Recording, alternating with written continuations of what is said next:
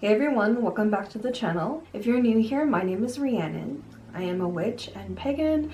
The dark season is a time of mystery, transformation, and deep spiritual work. We'll share the spirits and deities connected to this liminal time. I will share some practical tips as well as personal first-hand experiences. I would love to know, what does the dark season mean to you personally in your practice? This is a time of the year where I like to deep dive into shadow work, darker entities and spirits in my practice, and learn from them on a level that I otherwise would not connect to throughout the year. Working with dark deities and spirits at this time allows me to confront and heal different aspects of myself. It is a perfect time to really deep dive into the darker sides of yourself that you would otherwise not touch upon. It is an ideal time for shadow work and spiritual healing, using the stillness and darkness to deep dive deeper into your practice. By working with these spirits, they help guide you through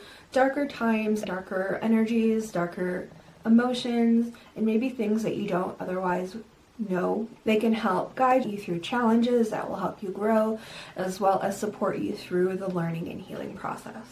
The spirits of the dark season are spirits of transformation, mystery, and introspection. They help us by guiding us through our shadows to heal, as well as release and embrace new patterns and energies in our life. This season allows us to connect to them more easily through the thinning of the veil. The thinning of the veil is not just one night a year or 2 nights a year where it is most thin and easy to connect to the spirits. Samhain marks that the veil is at its thinnest throughout the year, but it is still fairly thin for a long time after that. Throughout the dark season, it is quite easy to connect to these different energy forms through different types of divination, and it is the perfect time to connect with them where you're more focused on introspective things, so it is much easier for you to connect to these energies. Liminality refers to the in-between spaces, a state of transformation or threshold. The dark season embodies this perfectly as the veil thins and the world shifts from light to darkness. The dark season also reminds us that endings are natural and a necessity in our lives. This is a time to let go, release old patterns, and honor what has passed. And in many traditions, this is a time to grieve, reflect, and prepare for renewal for the coming year. From every ending comes a beginning. The darkness of winter holds the seeds of new life, waiting to emerge.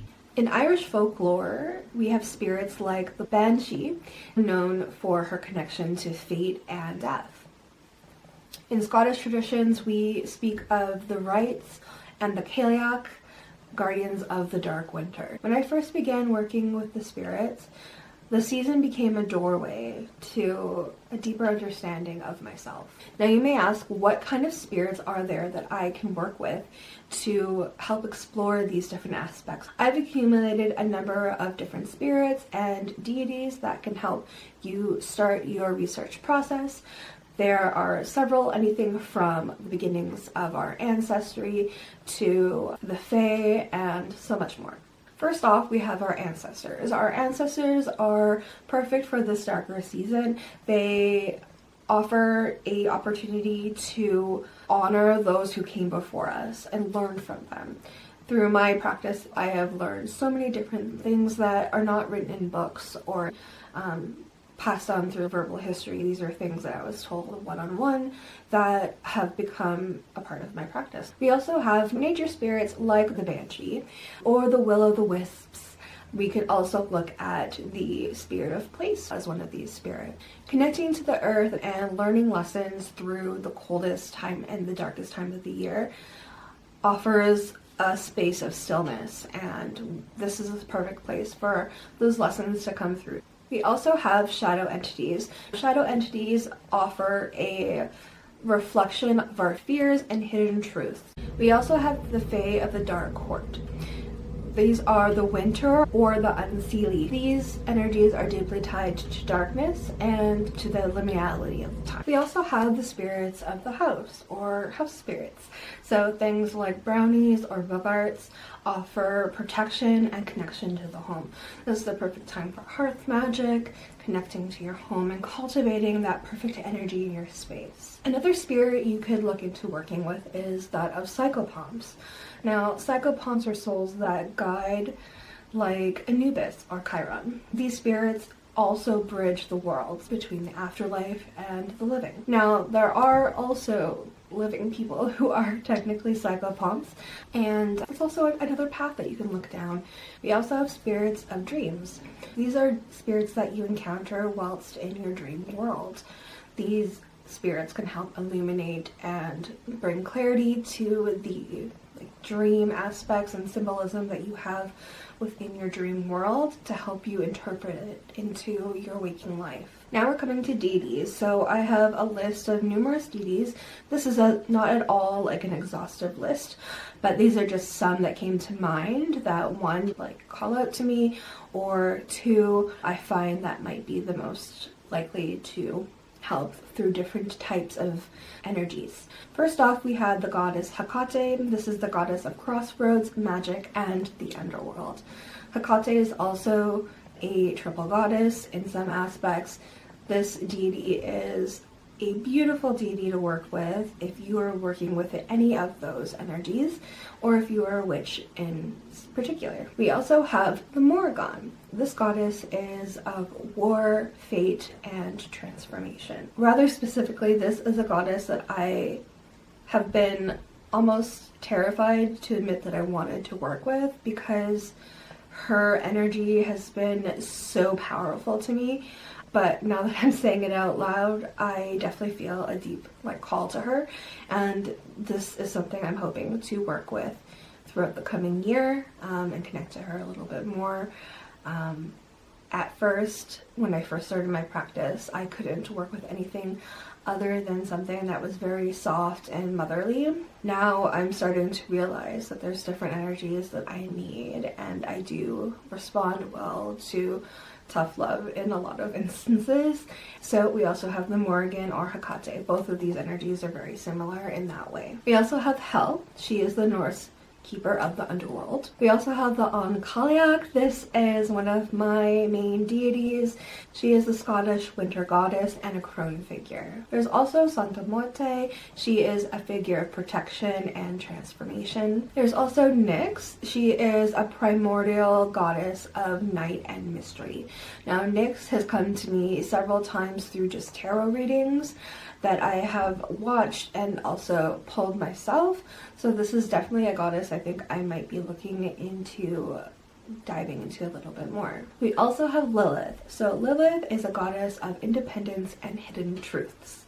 So if this is something that you're looking at uncovering, something that maybe has been elusive in finding the truth of, this is a great goddess to work with, as well as, of course, cultivating your own independent life. We also have Persephone. So Persephone is the queen of the underworld, as well as she represents the cycles of life and death. When I first believe I connected with the Morrigan was through dreams. She sent large spiders in my dreams, and that's one of my bigger fears. But the more that I look at that dream and interpret it, it was more as if they were guard dogs protecting me. So that was beautiful and profound once I started to pull that apart a little bit and reflect on it over the years. This work challenged me to confront fears I didn't know I had, but it also brought forth profound growth in the fact that even now that I have not really deeply dived into working with her, I feel that I'm able to already start opening up to that. This helped me realize that even though I'm fearful doesn't mean I have to be afraid, and that I'm able to step into my inner power, my inner lioness, and just feel within my own power that I am my own entity, I am of my own will, and I have control over that, and that nothing outside of me can affect me in a way that I don't allow it to. Now you may ask, how do you start working with these spirits and entities? So I've compiled a little bit of a list for you guys to give you an idea of some type of inspiration, and you can work off of this. And if you come up with other ideas, I'd love to know. Please leave them in the comments down below. I'd love to check that out and see what you guys come up with. But I have a few things that you can do, and this is what always works for me when I am looking towards working with another spirit or deity. So first off, I always like to start off with meditation and just see if there's any images that they want to bring forth to me. Then from there, I'll start interpreting those types of energies and feel out, like, is this a good connection? Are they actually reaching out to me right now? Or is it just something that I'm wanting and that I have to work for, in a sense of providing and proving that I am going to show up when I say I'm going to? Or is this a state of where they're choosing the situation and they're hoping that I will accept? So after you've done your meditation and you've gleaned a little bit of what the energy is, there's many different things you can do. You can do shadow work and journaling and write about, why do I want to work the dark entity? Why do I want to work with dark spirits? What are different things within my emotional wheelhouse that I'm like not comfortable touching on my own and I need guidance with? Once you've settled on a deity and you're wanting to approach them and create a connection, I find creating a small little altar space for them is a perfect way to do that. A small candle offering works really well. I always usually make a deity oil of some kind. I already have my Aphrodite oil, I have a Mercury oil, and I also have an Artemis oil already. You can create a sigil as well. This is great to help connect you to the god or goddess or spirit by combining the spirit's name or energy signature with your own and creating that as like you have a connection. You have a deep, profound, respectful connection that will help guide you through different trials and tribulations, and this helps create an energy signature around you that will help support you throughout your journey. If you would like to check out, I have a download in my description box below. If you would like to check it out, part of my Patreon, so if you pledge the lowest level there, you'll actually get access to this download where it'll have a number of different journaling prompts on working with dark spirits, shadow work prompts, and how to guide yourself through this process of connecting to a spirit of the dark energies of the season. These are personal questions that I like to often ask myself while I'm going through the process as well. These questions are like, what draws me to the dark season?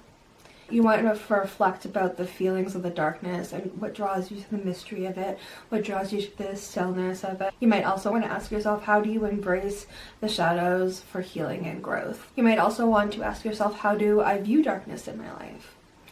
Is it a positive or more negative reflection in my view? You might also want to ask, what deities or spirits resonate with me at this time? And the questions go on from there. So if you'd like a printout for your grimoire, definitely check it out down below.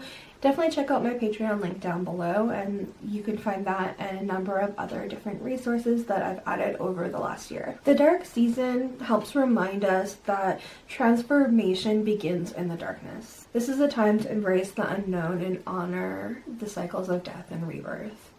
This is an especially exciting time for me. I always love to do a death ritual around this time and a rebirth ritual.